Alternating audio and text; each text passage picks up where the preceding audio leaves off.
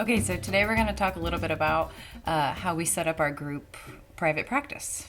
A lot of people do solo private practice, but if you're looking into going into group practice, maybe you'll find some of what we say helpful. And Calvin, since you're really good at the broad strokes explaining of things, how do we do that? Yeah, so I think that a pretty common strategy that counselors have when they're setting up a group practice is that they focus a lot on client care. What do we need to be doing for clients? How can we do this really well? How can we make them feel comfortable? How can we make them feel safe? How can we communicate well with them? And of course, all of these things super important. In no way do I want to look at that and say, that's the wrong way to do it. It's more that one of the things that we noticed with the counselors who work with us and some who have worked with us in the past is that they really just dispositionally, that's what they want to do. They want to be professional. They want to help people feel safe. They want them to help them feel comfortable. They are good communicators. And so, we could spend our time as business owners, we could spend all that time focusing on trying to stir our counselors up to do what they would already do if we just left them to their own devices. Or, and this is the strategy that we've taken, is that we're aware that what often gets in the way of things like professionalism or helping clients optimally is that the counselors themselves are not flourishing. And so what we decided to do with our practice is that we, as business owners, like the fundamental strategy of our practice is to have our counselors be flourishing people. And our approach is that if we can do that, then the clients are going to get taken really, really good care of. So all of our focus really certainly as business owners, but also just as a business, as a whole, the goal is to make sure that all of our counselors, all of our therapists are thriving and just doing the very best that they can do on a personal level. I don't know if you want to flesh that out at all. Well, and I don't want to sound too critical of like agencies, but a lot of them, at least it felt like, because we've worked at a couple of agencies, it feels very, yes, it's client-centered, but it feels more like client-centered. It's more about how much money can we make off of clients. Yeah. And like part of that, like I get you have to like run a business, but also like, for example, a huge therapist red flag for us, I would say, I think I can say this for you, is non-compete clauses in contracts. For me, that it represents prioritization of the needs of the business and making money over the needs of therapy clients. No, I'm not going to let you talk to your former therapist because that could compete with me making money off of you. It's like comes from this scarcity mindset, which again, I have compassion for, but like there's plenty of clients out there. So we don't do that. We do not do a non-compete. But at the same time, and I was trying to think the example I was going to give you, but now I can't remember. Well, I mean, it's okay. But just to be clear, I mean, this is something actually this is a bridge that we actually had to cross fairly recently. We had a therapist who we love very much, who did amazing work with us and for her clients. She rolled off our practice this past summer and took with her a bunch of clients. And I'll be honest, that there's this like part in me that's like, oh no, that's like a bunch of revenue that's walking out the door or whatever. And then I remember that, well, it's not revenue. These are people. And that's fundamentally what we're here for. And then also this young woman who worked with us, she's a person too. And our goal was to help them nurture and grow as individual therapists, which we knew would help clients, which would by extension help the community. So that's why that's our focus. We said very early on that our focus was not, how did we put it? We said it really cute. It was like, we're not quantity based. Oh, we're not a volume practice. We're not a volume practice. We're about quality, which is why we don't bring people on willy-nilly. We like take time to get to know them because effectively if we help our therapists do better, the community does better. And if they grow, let's say like, we're not going to name names, but like she left and she were to like go help other people, like she could be a good referral source for us. If she's doing well, we do well. The community does well. Yeah, I think it's definitely more of like an ecosystem kind of approach.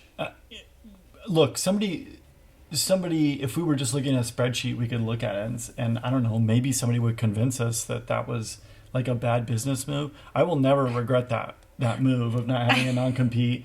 And I say that to my clients. I'm like, I'm trying to work myself out of the job with you. I'm like, it's not a super great business model. Like, in theory, we could find ways to keep you here, but that's what we want, because we want you to be doing well and go out and do the things that we're teaching you how to do.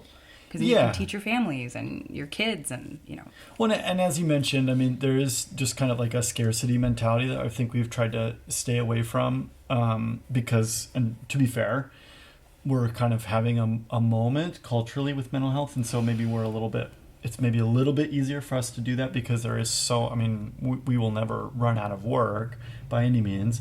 But I do think that, okay, if you're not going to focus on, just surviving, it is really important to shift your focus somewhere else. And so I think that's why this has been so helpful, to just shift our focus towards, okay, we're going to take really, really good care of our therapists. And I don't know if there's some things that come to mind, like what that would look like, or some things that we've noticed that actually do help therapists. I mean, first thing that came to mind was we do not micromanage their schedules. We trust them. We see what their vision is and how we can be helpful with that. We're about to do a retreat for us and our associates, just to, I don't know, just kind of like check in with them and have like a fun weekend. And also just what is your vision? How can we help you with that? I'm really excited about it. Yeah, so I mean, even there's something nested in there that I think you said was pretty important. And actually, I want to say something else about not micromanaging. Okay. I want us to circle back around to that. I'll keep my fingers crossed so I can't forget. Okay. But yeah, I think there's this idea sometimes that businesses have that it's like, okay, this is the business and this is our vision. And so now the job is to get everybody employed by the business on board with that vision and moving in that direction. And to be fair, I'm not saying that this would work in every business. We're in maybe an industry where this kind of it's more workable, but rather to have the business be the thing that gets on board with our therapist vision. That is a really cool thing, so that then we're not trying to like kind of jam a square peg into a round hole saying, oh, well, we need you to do X, Y, and Z, but rather to say, what is it that you want to do? And yeah, if somebody wants to they want to perfect, pizza or something like that, like maybe we will help them find a different job, with no bridges burned or anything. Like, that's not within the purview of what our business does. Now we have a resource for great pizza. Yeah, it's okay, right? Then we've got a good pizza place to go to. But in the, anything that's really within the purview of just our field and like what we're trained to do, we want to show up for our therapists, to be there for them, to figure out what we can do. How can we resource them? How can we fund them? How can we, you've got a passion project that you want to do, and shoot, it's not going to make any revenue, but it's, let's say, within the realm of manageable financially for us to fund it. And this is going to be something that's life-giving to you and give you a sense that you're contributing in a way that matters. Oh my gosh, let's do that, because now you're going to be flourishing, and then you know what's going to happen? Your clients are going to come in, they're going to get really, really excellent mental health care because they're getting it from somebody who is healthy, who is flourishing. And then here's what happens. Where do we get most of our business now as a practice? Word of mouth. All of it's word of mouth. Which we love. I mean, maybe 15% is Psychology Today, or something like that. But so much of the and I always find this, that the clients who come to me from a word of mouth referral, they have a level of buy-in on session one that also improves the. Yeah. It's not that there's like a baseline of trust there. Yeah, it's not that we're trying to rush anything, but there does seem to be a higher efficiency of the work when you get that initial buy-in straight away, because somebody said, "Oh, I've got this great therapist. You need to go see this therapist," and then they come in with a level of confidence, and so that's hope, yeah. I think another thing we do is we pay our therapists a very livable wage. Oh yeah, well, say more about this. Like, we can't pay them a non-livable wage, and I'm happy to share the percentages we do. I think it's healthy. Sure, I'm not worried about that. But like, we can't expect them to do killer work if we're not paying them to live. Like, that doesn't like make any sense. If they're worrying about the bills, they're not going to be able to do really good quality care. But yeah, our initial, and people have the opportunity to work up to what we are. Like, it's an opportunity for everybody. Typically, and maybe I'm exaggerating, so please tell me if I'm exaggerating, but ours is they take home 65% at first, and we put 35 in the bank, so that way we can, take them to dinner and go to conferences and all those things. But I feel like it's normally the other way around. Yeah, I mean, and I don't get have to take home 35%. Right. Yeah, I don't have big data on this by any means, but that's sorry if we're wrong. it certainly has been our impression that the pay tends to be more on the lower end of things because it's about making money. Yeah. Which really, like, what we ended up doing before we brought anybody on, we just streamlined a lot of that stuff. We already had a buku of like word of mouth referrals, and our newest person at that time. One of our favorite people. We don't have favorites. We don't have favorite. She's one of our favorite people in the world. Not necessarily our favorite therapist, but also one of those. Yeah, she just she took it and ran with it, which was super helpful.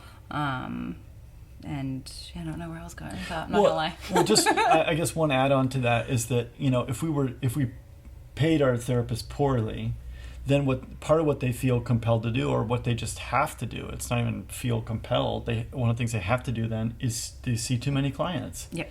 And then we kind of shrug our shoulders and say, geez, why are these mental health counselors burnt out? Well, it's because you're paying them a junk wage for the work that they're doing. And then the only way that they can make ends meet is to see too many, honestly, too many clients. Or have another job on the side. Yeah, or have another job, or do something else. And this is just not, I would say we still don't pay our therapists as much as we would like to. Like, we want everybody to have just like stupid money like coming out of their ears or whatever. And we do. but maybe that doesn't happen. But part of that is that we want to do our part of the business to set them up that whatever choices they make, they have the opportunity to kind of go nuts with this. And this maybe gets a little bit back to micromanaging. Way to bring it around circle. I like no, that. but this is really important. It is. So, there's a big national kind of cultural conversation that we're having about independent contracting right now. Our therapists, they're 1099 employees, they're independent contractors, and yes, that saves us payroll costs, and there's administrative, mumbo jumbo that we don't have to fuss around with. And I'm not going to sit here and pretend like, oh, but we don't care. I mean, those are benefits that we enjoy. But one of the things that we see happening, and this isn't just in the mental health field. And I'm going to pause you. That's because we're also respecting ourselves. Like, sure, we also, it's not just we put those therapists first, we also put us. Yeah. Like, we think that way for us as well. Like, it's mutual respect. Right. So, like, yeah, is it a little bit easier on us to do that? Yeah, but that's because, like, we're also the people that are like, do we have enough toilet paper in the bathroom? Right, we have all these other things we're thinking about. Not that we're complaining about that, but it's like, that's just, like, part of it. Sure.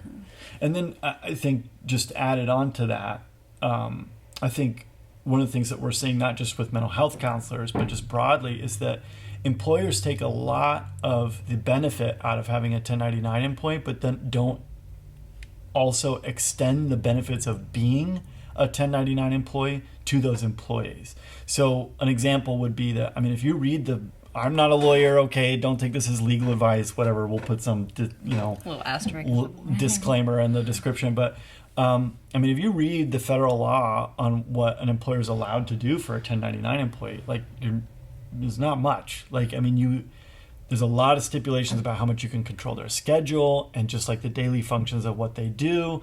You can't just really legally, you can't be in there micromanaging folks.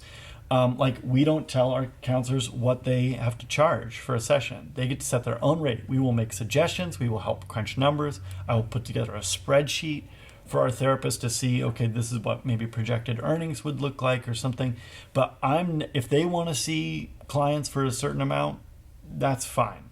It's their choice, whatever. They want to see this many clients a week. That's okay. That's fine. That's their choice.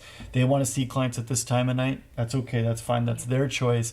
And so there is a sense in which we built the pay structure to support this idea of like, you can make a pile of money working here, but some of that depends on like how much do you want to charge and how many clients do you want to see a week. And we let kind of the counselors themselves calibrate that so that then they can have the job that they want. And that really for us, I think, is the main thing. Like, we want our therapists to have their dream job, whether that's with us or somewhere else. But if it's with us, then we see it as it's our responsibility to help them make their dream job here. And that trickles down to like, well, how much money do you want to make? And how many clients do you want to see a week? And yeah, some of those things are in tension, but then we let them manage that tension, and we're not going to bust up in there and tell them what they have to do. And which we wouldn't do anyway, because we want them to have the message, hey, you can handle this, you're capable, and if you have questions, like, that's why we're here, we've done this, we fumbled all the way through it, so let us help you. And I don't think we really ever bring anybody on, at least I don't think we have, unless we can feel confident that we can be there for them and help them grow. Because then we get to grow. But yeah, we do get benefits from that. Like, we get to work less, perhaps, and we get to go travel and teach more, which is really nice. But like, they get to work up to that too.